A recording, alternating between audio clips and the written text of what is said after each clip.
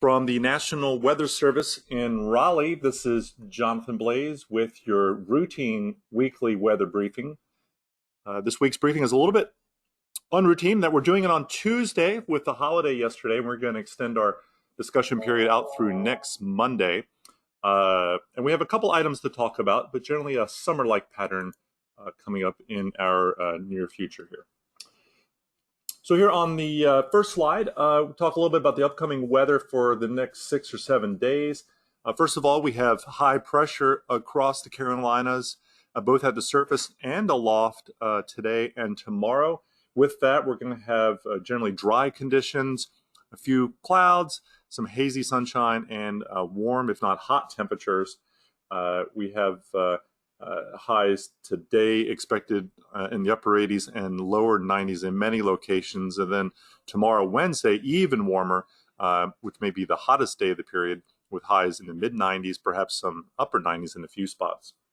As that high pressure area slips east as we head into Wednesday and then Thursday, a cold front across the upper Midwest will approach our area. It's shown here in the upper right panel, stretching from the Great Lakes down into the Missouri and Mississippi Valley. That front will approach our area late on Thursday and move across the Carolinas on Friday and then off the coast on Saturday. As it comes across, we expect a band of showers and thunderstorms to approach our area late on Thursday, probably more likely Thursday night. And given the time of day and the weakness of the front, those showers are not likely to be terribly strong or robust, and their coverage actually will be somewhat limited, and they'll likely be decreasing in area and intensity as they kind of move into the western Piedmont, quite likely on Thursday night and into the overnight.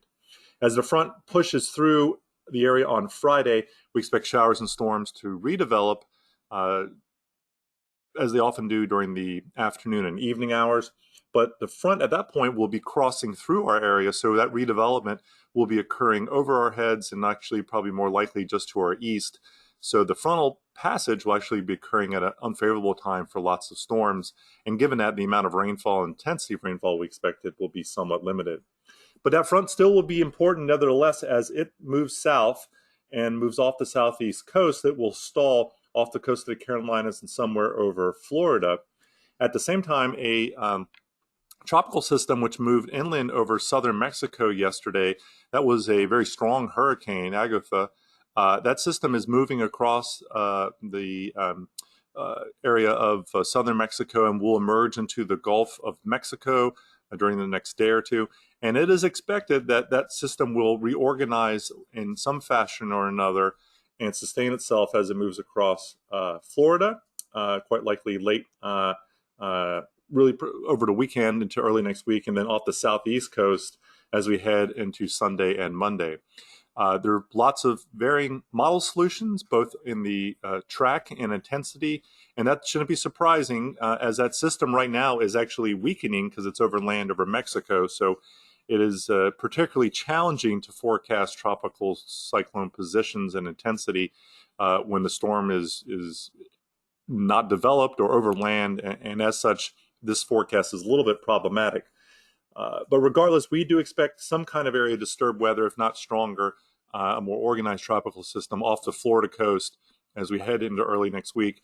The model guidance is varied both in the intensity and location, but almost all of them keep it off the coast with very limited impacts here over central North Carolina.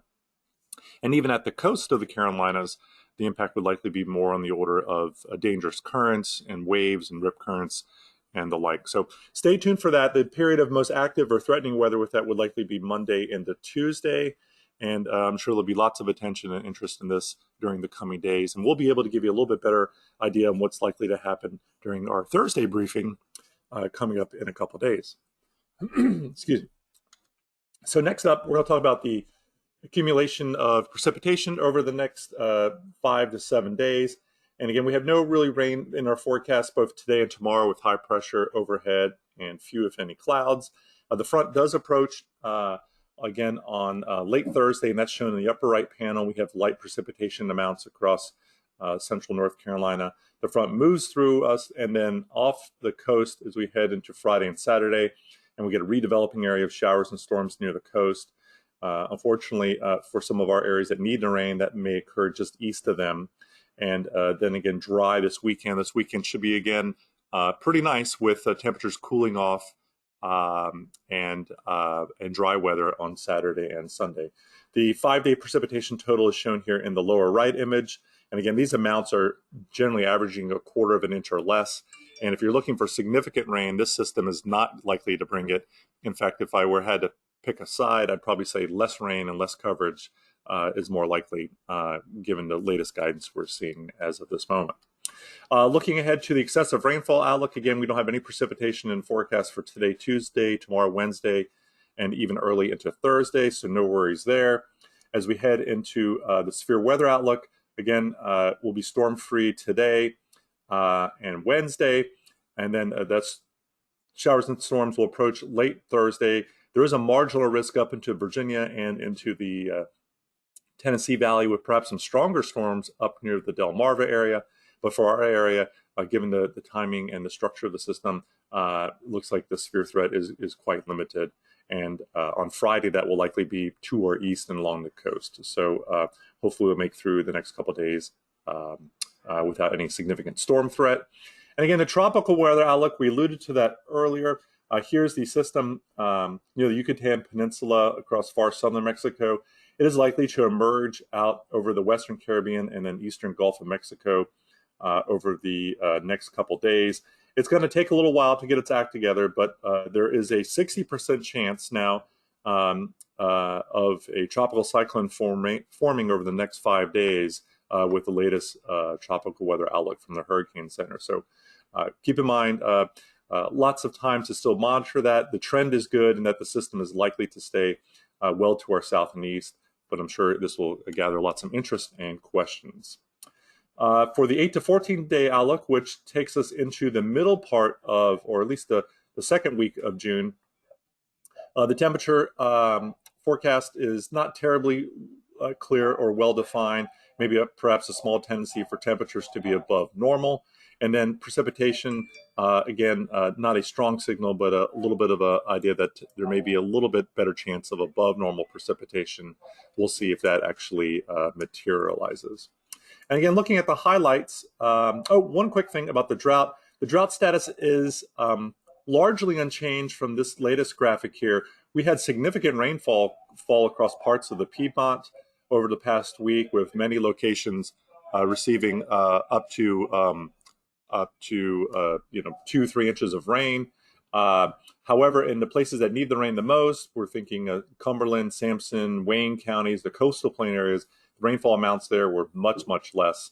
And so there hasn't been a lot of relief or help with the drought conditions there. And those are likely to persist, if not get worse over the coming week or so. And looking at the quick weather summary here, again, mainly dry conditions for the next couple of days with increasing heat.